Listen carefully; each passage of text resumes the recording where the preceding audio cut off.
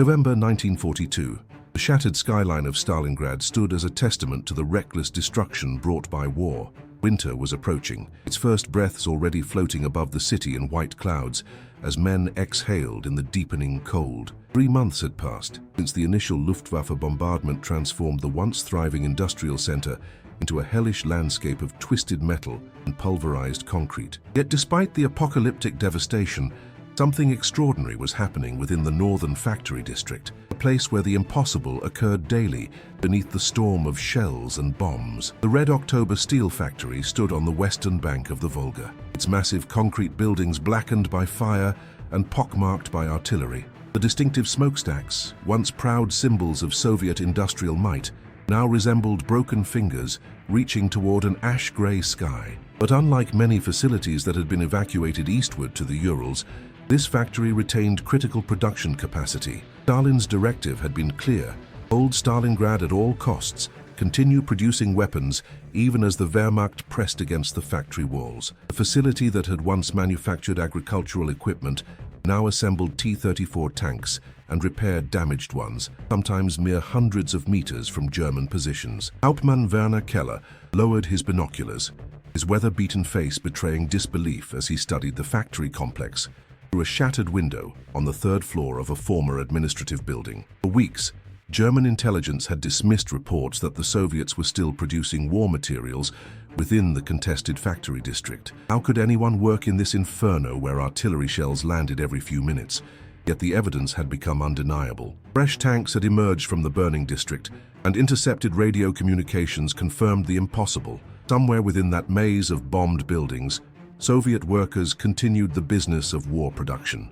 It cannot be, Keller muttered to himself, the words forming a small cloud in the freezing air. His adjutant, a young lieutenant named Dieter Hoffmann, shifted uncomfortably beside him. "The men are saying the Russians are not human, Herr Hauptmann," Hoffmann whispered, his voice carrying the strain of 3 months of urban combat. "They say Stalin has ordered the workers to die at their machines rather than surrender." Keller frowned at the superstition. 2 years on the Eastern Front had taught him that the Russians were indeed human.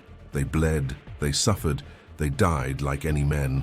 But their capacity for endurance under conditions that would break most soldiers continued to astonish him. "They're human, Hoffmann, just different from us in ways we struggle to comprehend." He raised his binoculars again, scanning the massive Krasny Oktyabr factory complex. Through a collapsed section of roof, he glimpsed movement, workers in dark clothes scurrying between stations, the distinctive flash of welding equipment visible even in daylight. "We've been ordered to take the factory complex. Tomorrow we push forward with the 305th Division."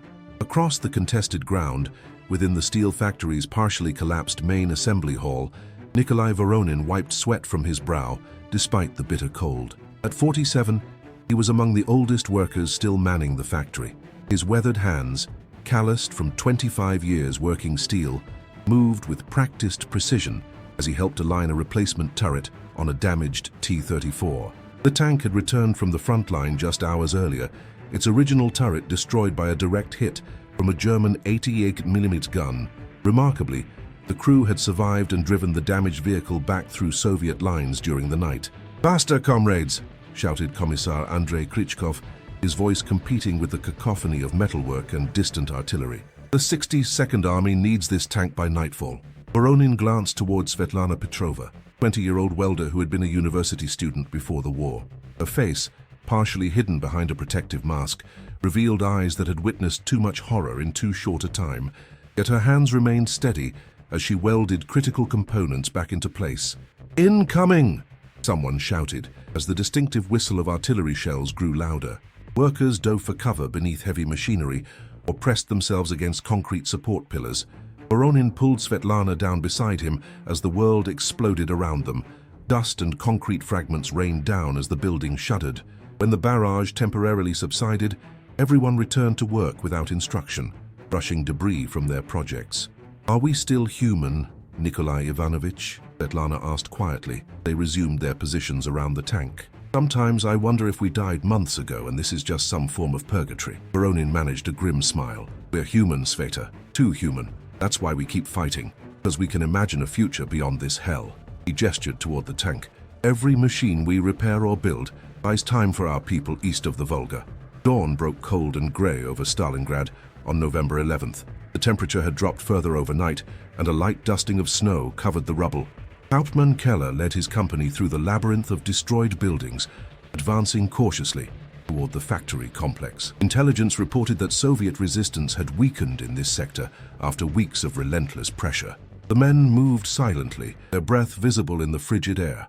Many were veterans of the summer campaign, their uniforms now supplemented with whatever winter clothing could be scavenged. The confidence they had felt when first entering the city in September had long since evaporated, replaced by a grim determination simply to survive. The closer they came to the Volga, the more desperate the fighting became. "Passage ahead, Herr Hauptmann," whispered Feldwebel Müller, indicating a partially collapsed tunnel that appeared to lead into the factory's underground level. Reconnaissance reports minimal resistance.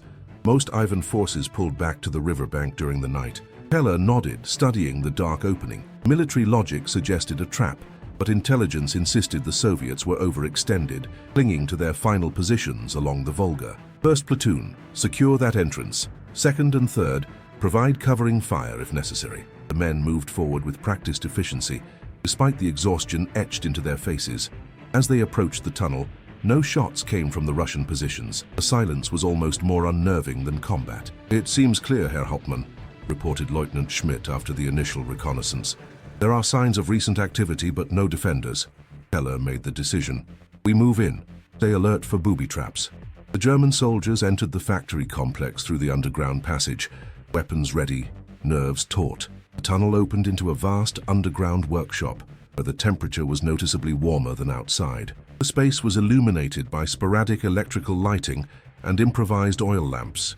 What they saw left many of the hardened veterans in momentary shock. The underground facility was a fully functioning tank repair depot. 5 T-34 tanks in various states of repair stood in line. Tools lay scattered across workbenches, some still warm to the touch. Food containers and cups of tea, now frozen in the cooling air, suggested the workers had departed only minutes before.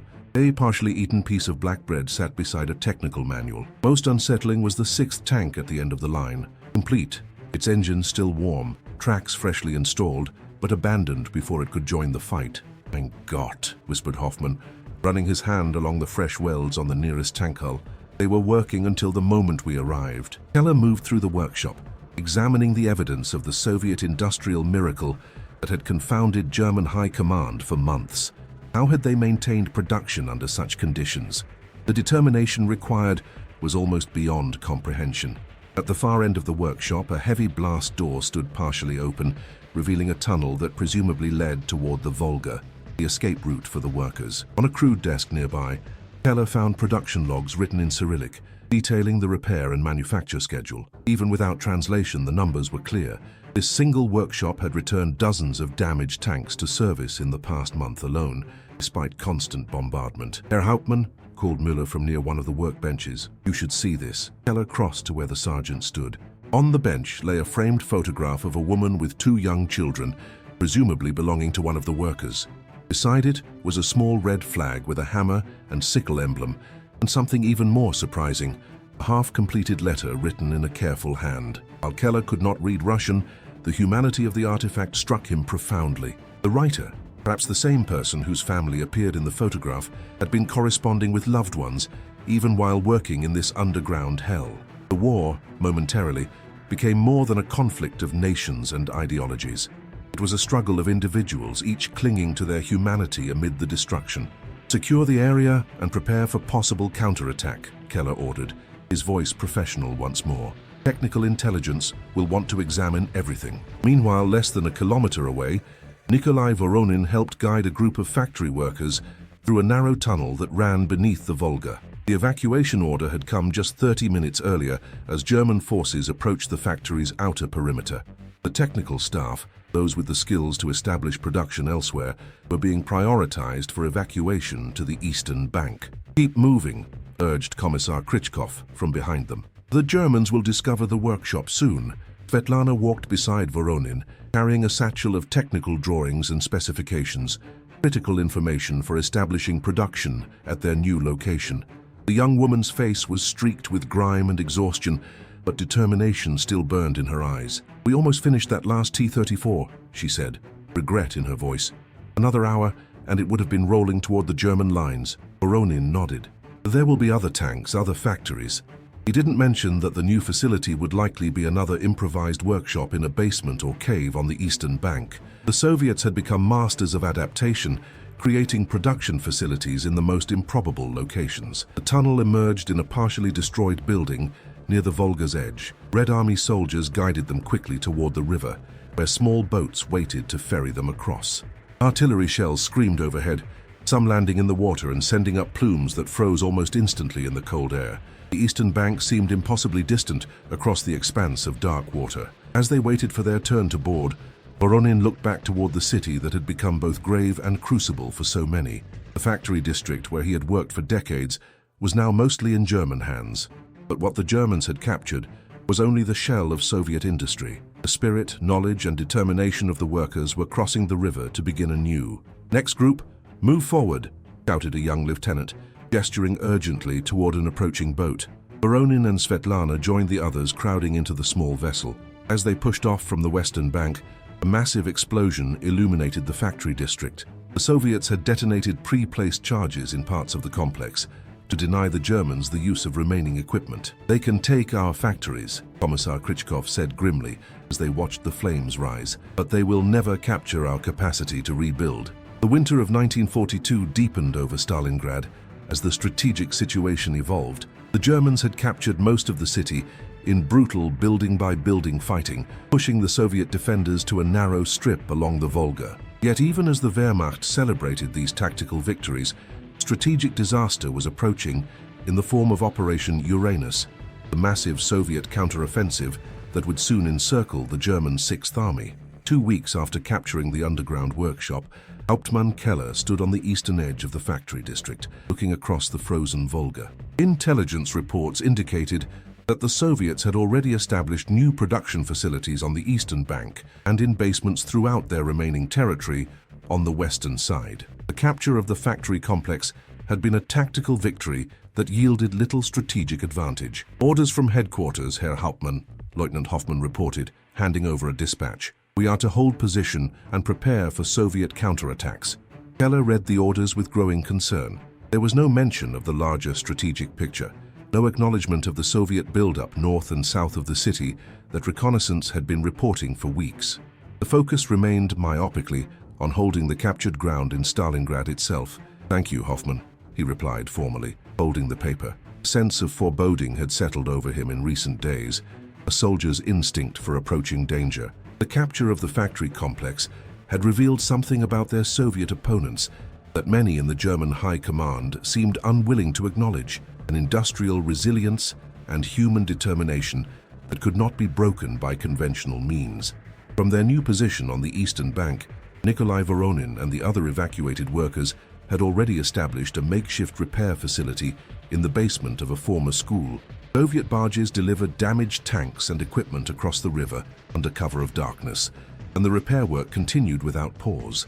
The cold was more intense than on the western bank, with temperatures dropping to 30 degrees below zero, but production targets remained aggressive. "The Germans believe they've won a victory by taking the factory district," Commissar Krichkov announced to the assembled workers one evening. "But our real strength was never in the buildings or machinery. It was in you, the Soviet workers who can build tanks from wreckage and hope from despair." Svetlana, now leading her own welding team, nodded in agreement. The past months had transformed her from a university student into a hardened production supervisor. "We've already repaired 12 tanks since crossing the river," she reported. 2 more will be ready by morning." Voronin surveyed their new workshop with a mixture of pride and weariness. The space was cramped and inadequately ventilated, but the essential work continued. More importantly, intelligence reports indicated that the larger Soviet strategy was unfolding according to plan. The Germans had been drawn into Stalingrad and fixed in place, consuming their strength in urban combat while the Red Army prepared its encirclement. "The factory district was always a fortress meant to be sacrificed," he said quietly to Svetlana as they inspected a newly repaired engine.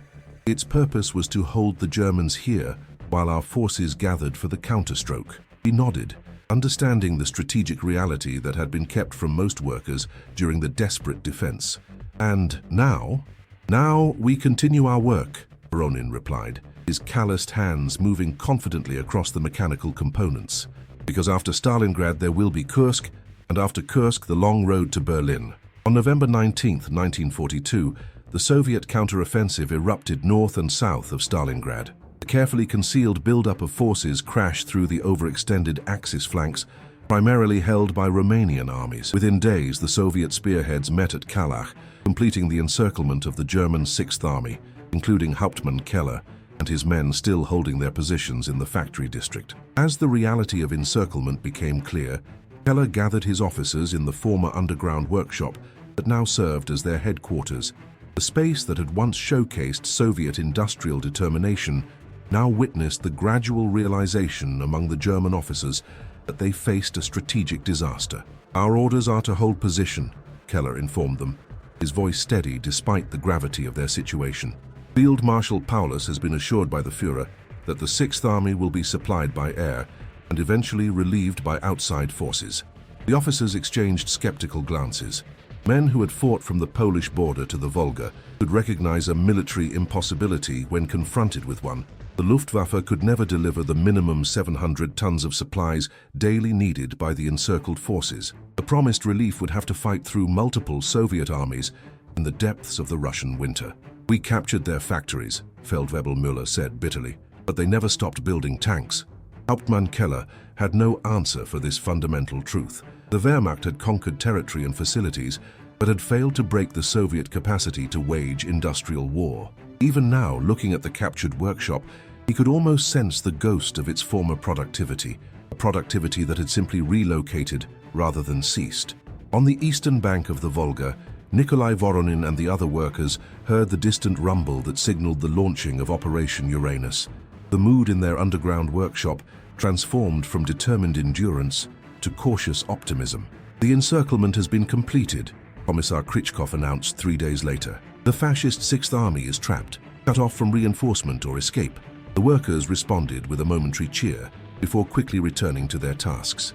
Celebration would come later. For now, there were still tanks to repair and weapons to manufacture. The battle for Stalingrad had entered its final phase, but the war would continue long after the city was fully liberated. "What will you do when this is over, Nikolai Ivanovich?" Svetlana asked as they worked side by side on a transmission system.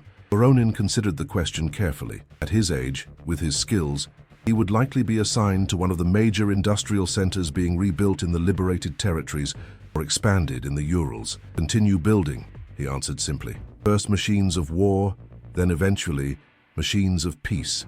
The young woman nodded, a welder's mask momentarily hiding her expression. "And you, Sveta?" he asked in return. "Return to the university, perhaps, to study engineering properly," he replied. "But I'll never look at steel and machines the same way again. They're no longer just objects to me." Voronin understood perfectly. In the crucible of Stalingrad, the boundary between human and machine had blurred. The tanks they repaired were extensions of the Soviet will to survive, just as the factories, even improvised ones in basements and tunnels, were expressions of collective determination. As winter tightened its grip on the Stalingrad pocket, the encircled German Sixth Army faced deteriorating conditions. Rations were cut repeatedly, as Luftwaffe supply flights delivered a fraction of the necessary tonnage. Medical supplies ran short, and wounded men died from infections that could have been treated under normal circumstances. The temperature dropped to 40 degrees below zero, freezing men in their inadequate winter clothing. In what had once been the underground tank workshop, Hauptmann Keller's company maintained their position, though with diminishing effectiveness as hunger and frostbite took their toll. The strategic absurdity of their situation became increasingly apparent. They had fought to capture an industrial district whose value existed primarily in the workers who had already evacuated to continue production elsewhere. "The Soviets are attacking the airport at Pitomnik," Lieutenant Hoffman reported in early January, his once youthful face now gaunt from hunger. "If it falls, the last major airfield will be gone." Keller acknowledged the report with a nod. The inevitable conclusion of the Stalingrad disaster was approaching. Field Marshal Paulus continued to obey Hitler's order against breakout or surrender, condemning thousands of German soldiers to death by combat, starvation, or freezing. "Have the men prepare defensive positions," he ordered, maintaining the professional discipline that had characterized his leadership throughout the campaign. But privately, he understood the futility. The capture of the factory district, once celebrated as a tactical victory, now seemed a hollow achievement that had contributed to their strategic encirclement. On the eastern bank, Soviet production continued expanding as resources poured into the Stalingrad area. The makeshift repair facility, where Voronin and Svetlana worked, had grown into a proper installation with improved equipment brought in from the Urals factories. Their output had increased dramatically, supporting not just the forces surrounding Stalingrad, but the wider Soviet offensives pushing westward. Berlin is calling it a fortress strategy, Commissar Krichkov informed the workers, reading from intelligence reports. They claim Paulus is tying down Soviet forces that would otherwise threaten German positions elsewhere. Voronin exchanged knowing glances with Svetlana. Both understood the reality. The encircled Germans were no longer a strategic asset to their high command, merely an army sacrificed to Hitler's refusal to acknowledge military reality. "How many tanks have we returned to service since crossing the river?" Voronin asked during a brief break between shifts. 117, Svetlana answered precisely, plus 32 self-propelled guns and over 200 artillery pieces. The numbers represented an industrial achievement that would have seemed impossible during the desperate days of defending the factory district. Yet the Soviets had accomplished it through a combination of ruthless prioritization, worker determination, and the strategic depth that allowed for evacuation and relocation of critical industries.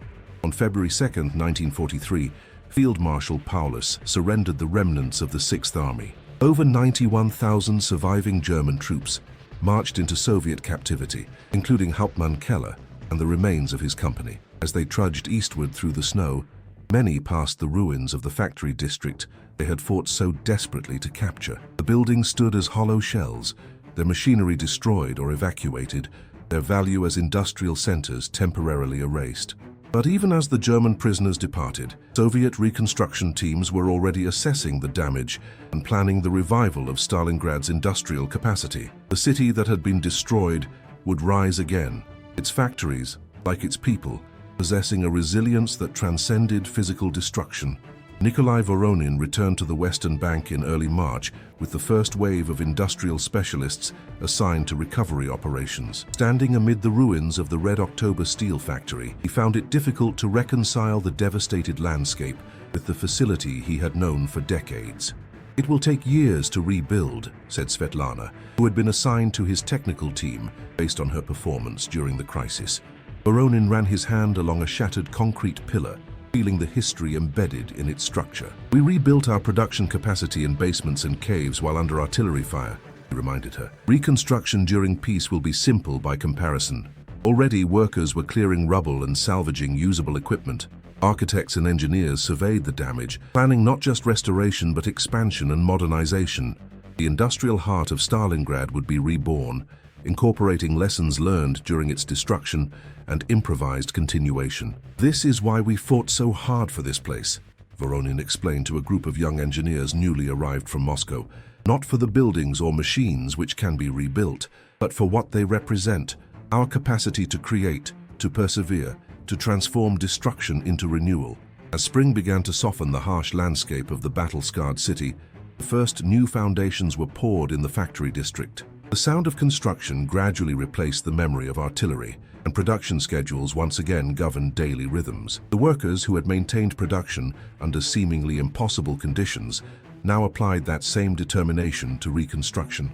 For those who had lived through the battle, soldiers and workers alike, Stalingrad represented a turning point, not just in the war, but in understanding human potential. The factory district, contested with such ferocity, had demonstrated that industrial might resided not primarily in physical infrastructure, but in the knowledge, skill, and will of the people who operated it. Nikolai Voronin stood on a newly constructed observation platform overlooking the initial reconstruction of the tank assembly building. Beside him, Svetlana reviewed production projections for the coming quarters. Neither spoke of the memories that still haunted them, the desperate work under bombardment, the hasty evacuation, the knowledge of how many had died to defend this ground. Those experiences remained embedded in their consciousness, informing every decision and action as they rebuilt. "We begin full production trials next month," Svetlana noted, checking figures against the construction progress visible below.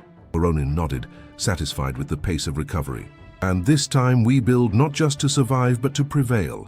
The factory that had once operated under bombs was reborn, its resurrection a testament to the industrial determination that had ultimately defeated the German war machine. The story of Stalingrad's factories would be told and retold, not just as a military narrative, but as evidence of humanity's capacity to sustain creation even amid unprecedented destruction, capacity that represents our greatest strength in our darkest hours. For those who lived through the Battle of Stalingrad, who worked in its factories or fought in its ruins, the experience transcended the ordinary boundaries of human endurance. It revealed possibilities previously unimagined, the ability to maintain industrial production while under direct artillery fire, to evacuate and reconstruct complex manufacturing operations in improvised facilities, to persist when logic suggested surrender. This is why the story of Stalingrad's factories remains relevant beyond its historical context. It speaks to the fundamental resilience of human creativity and determination, qualities that can never be fully suppressed by physical destruction or military occupation. The German forces who entered the Soviet factory that continued operating under bombardment encountered not just an industrial facility, but a manifestation of indomitable human will, a force that would ultimately drive them back to Berlin and into historical defeat. In the story of Stalingrad's factories lies a profound truth. Our greatest strength lies not in buildings, machines, or territorial possession, but in our collective capacity for adaptation, reconstruction, and renewal, a capacity that ensures that from the ashes of destruction, we will always rebuild, stronger and more determined than before.